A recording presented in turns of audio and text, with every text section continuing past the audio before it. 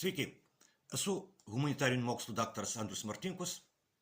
Tęsime mūsų pamąstymus apie kintantį pasaulį ir apie Lietuvos valstybės, lietuvių tautos vietą šitame kintančiame pasaulyje. Dėkoju už jūsų rėmimą, dėkoju už jūsų patiktukus, už jūsų komentarus, už tai, kad prenumeruojate. Ir kągi, nuo paskutinio mūsų susitikimo pasaulyje įvyko keli svarbus dalykai. Jungtinėse Amerikos valstijose pasikėsinta į kandidato į prezidentus Donaldo Trumpo gyvybę. Dabartinis Jungtinių valstijų prezidentas Joe Bidenas pasitraukė iš rinkimų kovos. Paryžiuje įvyko skandalinga olimpinių žaidynių atidarymo ceremonija, kurioje akivaizdžiai buvo tyčiojamasi iš krikščionybės, iš normalios šeimos ir net iš pačios Prancūzijos istorijos. Ukrainos karo fronte situacija toliau blogėjo Ukrainos nenaudai, o vakarų spaudoje ir diplomatiniuose sluoksniuose vis dažniau kalbama apie tai, kad bent jau dabar Ukrainos pergalė prieš Rusiją mūšio lauke yra neįmanoma, todėl reikia galvoti, kaip daryti kažkokią pertrauką, kažkokias paliaubas. Įvykiai vystosi labai sparčiai ir jie visi yra labai tampriai susiję. Karas yra blogis. Aišku, yra žmonių, kuriems karas yra naudingas ir tiems žmonėms karas nėra blogis.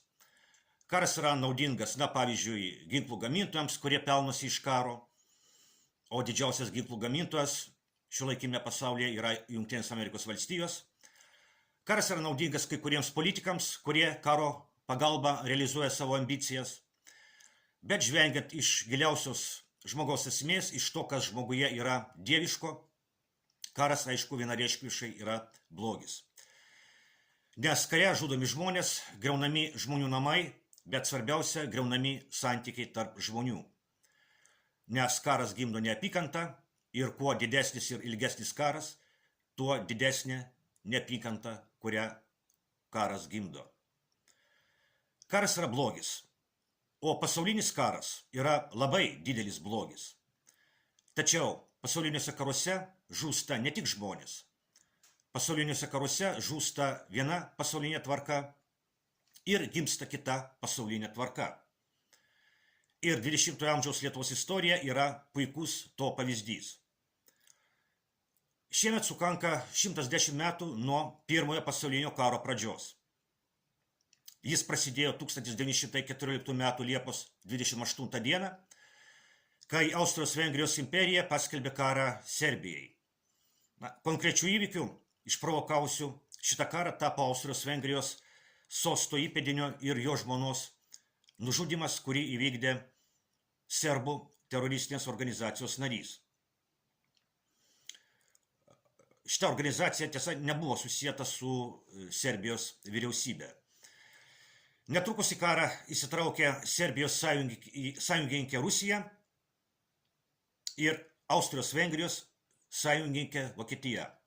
Po to Rusijos sąjungininkės Prancūzija ir Didžioji Britanija ir Vokietijos sąjungininkė Turkija, tuomet Osmanų imperija. Lietuvai šitas karas yra lemtingas tuo, kad jam einant į pabaigą 1918 m. Vasario 16 d. buvo atkurta Lietuvos valstybė. 20-ame amžiuje Lietuvos valstybingumas patyrė esminius pokyčius būtent pasaulinių karų metu. 1918 metai, Pirmasis pasaulinis karas, Lietuvos valstybės atkūrimas. 1940 metai, Antrasis pasaulinis karas, Lietuvos nepriklausomybės praradimas, nors ne visiškas Lietuvos valstybingumo praradimas, nes Lietuva tampa viena iš Tarybų socialistinių respublikų sąjungos respublikų, Lietuvos Tarybų socialistinė respublika.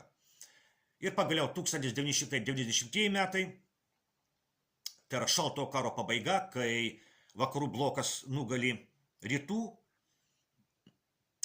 bloką, NATO nugali, tiesa, ne karinių būdų, politiškai NATO nugali Varšuvos paktą, kapitalizmas, liberalizmas nugali socializmą. ir vėl atkuriama Lietuvos nepriklausomybė. Na, dėja, kokia ta nepriklausomybė iš tikrųjų buvo ir kokia jinai yra dabar, mes tai puikiai matome. Bet kas svarbiausia? Svarbiausia yra tai, kad būtent pasaulinių karų metu Lietuvos politikams tenka ypatinga atsakomybė už Lietuvos likimą. Pasaulinių karų metu, pasaulinių sukrėtimų metu Lietuvos politikams tenka ypatinga atsakomybė už Lietuvos likimą. Ir dabar mes esame būtent tokioje situacijoje, nes karas Ukrainoje yra ne Rusijos karas prieš Ukrainą, o karas Ukrainoje yra tik dalis didžiulio pasaulinio vyksmo, kai senoji pasaulio tvarka traukiasi ir gimsta naujoji pasaulio tvarka. Ar Lietuvos politikai elgiasi atsakingai šioje situacijoje? Ar jie elgiasi adekvačiai šiai istoriniai situacijai? Adekvačiai tai reiškia, ar tinkamai šiai istoriniai situacijai? Man akivaizdu, kad ne. Lietuvos režimas dantimis ir nagais įsikabino į nueinančią pasaulio tvarką, o ateinančią pasaulio tvarką paskelbė savo priešų. Lietuvos antitautinis, liberalistinis, landsbergistinis režimas aukoja Lietuvos nacionalinius interesus ant Jungtinių Amerikos valstijų pasaulinės hegemonijos aukuro. Bet Jungtinių valstijų pasaulinės hegemonijos epocha, prasidėjusi po Tarybų socialistinių respublikų sąjungos žlugimo, dabar nenumaldomai eina į pabaigą.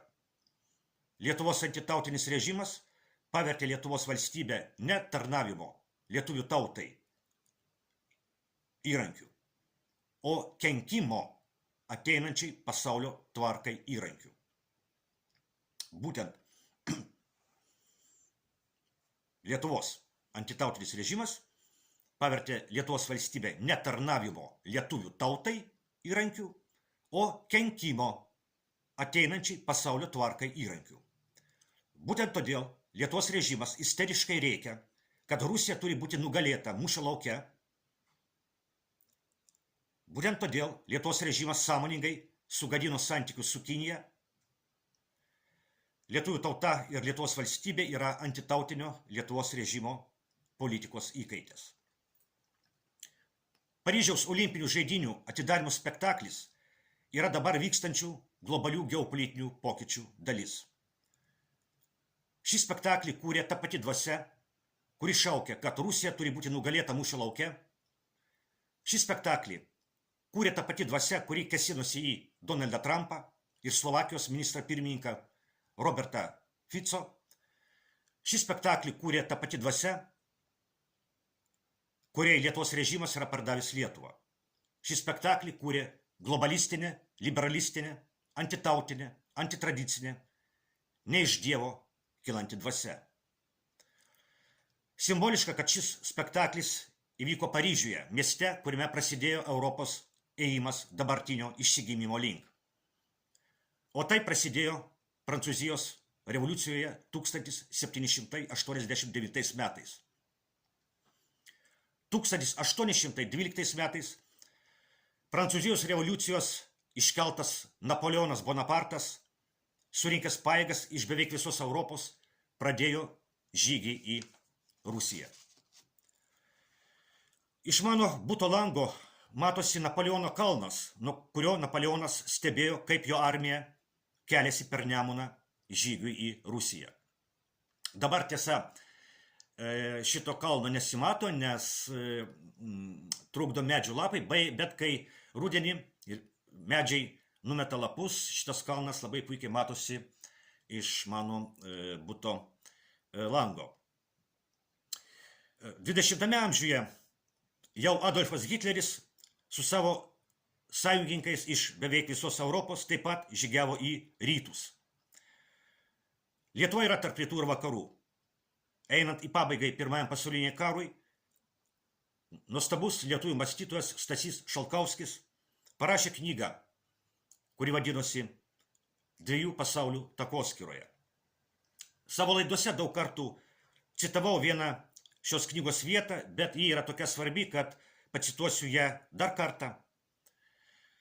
Taigi Šalkauskis rašo, norėdama gyvuoti ir klestėti, lietuvių tauta privalo savo politikoje ir civilizacijoje išlaikyti pusiausvyrą tarp rytų ir vakarų, o istorija rodo, kad jį sugebėdavo įveikti savo padėties sunkumus tokiu mastu, kiek būdavo įvykdoma šį sąlygą. Ar Lietuvos režimas elgėsi taip, kaip rekomenduoja elgtis Šalkauskis? Akivaizdu, kad ne. Visa Lietuvos režimo politika yra pasityčiojimas iš šitų Šalkauskio žodžių. Viktoras Orbanas, Vengrijos lyderis. Štai vat jis elgėsi taip, kaip rašo Stasys Šalkauskis. Viktoras Orbanas važiuoja į Kijevą, važiuoja į Maskvą, važiuoja į Pekiną, važiuoja į Vašingtoną ir kalbasi apie taiką. Kas, aišku, labai nepatinka, kas siutina landsbergistinę bendruomenę Lietuvoje. Viktoras Orbanas be abejo yra didis politikas, kuris be abejo įeis į istoriją. Apie jį bus rašomos knygos, apie jį bus rašomos disertacijos. O kas bus rašoma apie, pavyzdžiui, apie mūsų lyderius, kabutėse, pavyzdžiui, apie Nausėdą arba Šimonytę. Kas apie juos bus rašoma? Klausimas retorinis. Viktoras Orbanas yra tas politikas, kuris eina prieš tą ne iš Dievo kylančią dvasią, kurį režisavo Olimpiados atidarymo spektaklį. Orbanas eina prieš tą dvasią, kuri reikia, kad Rusija turi būti nugalėta mūšio lauke. Reikėtų imti šio pavyzdį. Reikėtų padaryti taip, kad Stasio Šalkauskio žodžiai taptų Lietuvos užsienio politikos kelrodžiu. Kaip tai padaryti? Legaliai. Kol kas yra tik tai vienintelis variantas, legaliai tai yra padaryti, reikia dalyvauti rinkimuose, balsuoti už tas jėgas, kurios skelbia, kad yra už taiką. Balsuoti už tą politinę jėgą. Kol kas kitos geresnės nėra. Balsuoti už tą politinę jėgą, kurią veda buvęs kandidatas į Lietuvos Respublikos prezidentus Eduardas Vaitkus. Taigi šiam kartui tiek ir iki kitų susitikimų.